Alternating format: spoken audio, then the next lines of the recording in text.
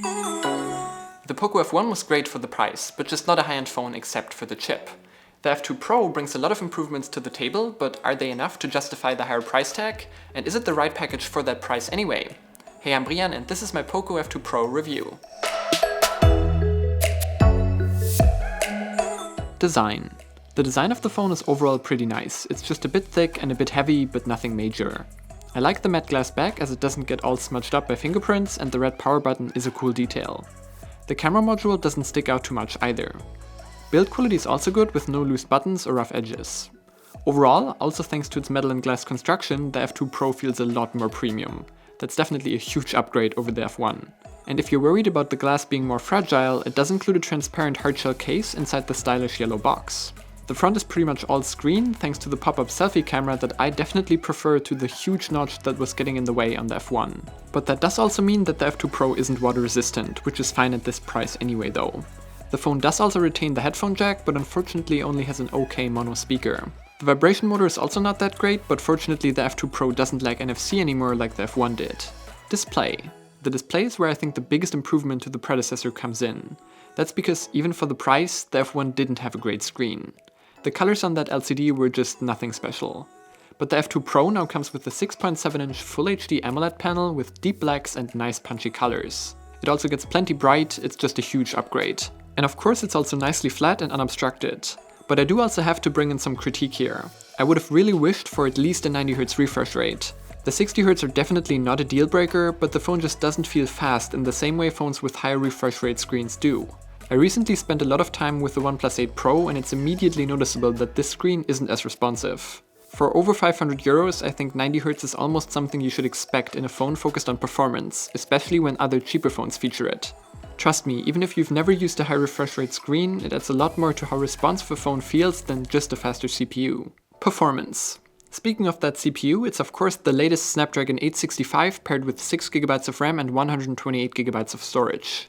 And while it does do a pretty good job at keeping things moving along without stutters, as I said before, it just doesn't feel as fast as it could thanks to the 60Hz screen. MIUI probably also plays a huge part in that, as it's just a pretty resource-intensive skin with lots of slower animations. Overall, I think there's definitely room for improvement here in terms of setting priorities. The Moto Edge, for example, feels faster than this phone in day-to-day use, even though it only has a mid-range chip. And that's because a faster screen and a lighter software skin help a lot more than just more powerful silicon, even though that doesn't hurt of course.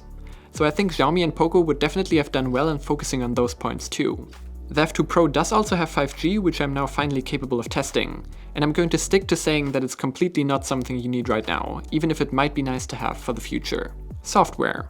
Normally software is a pretty quick point by now because most manufacturers have it figured out, but Xiaomi or Poco definitely have some homework to do.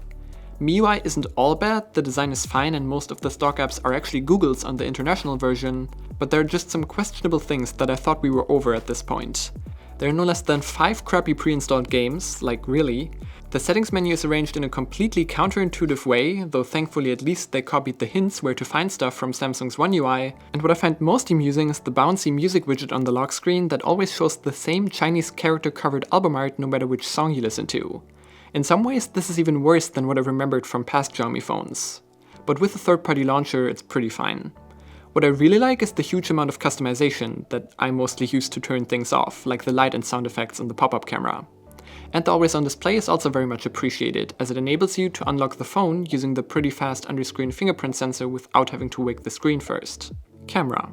The camera system on the F2 Pro is fine, really not much more than that. You get a main 64MP sensor, a 13MP ultra-wide camera, and additionally 2 pretty superfluous sensors for depth and macro shots. What I find most baffling is that the macro camera has a 2x zoom but can't be used for regular zoom shots. When you press the 2x button, it just crops in digitally. Photos from the main sensor are pretty okay in broad daylight, but even then sharpness, dynamic range and colors are just noticeably not flagship level.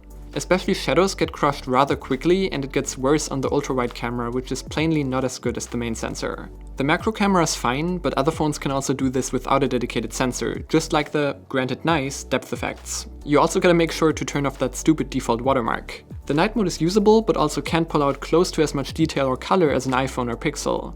Selfies are not bad, at least if you turn off all the superfluous beautification options. Video stabilization is good at 4K, and the F2 Pro does also record 8K, which is actually not that bad quality-wise. so if you need to crop into your video, that's not a bad option. Battery.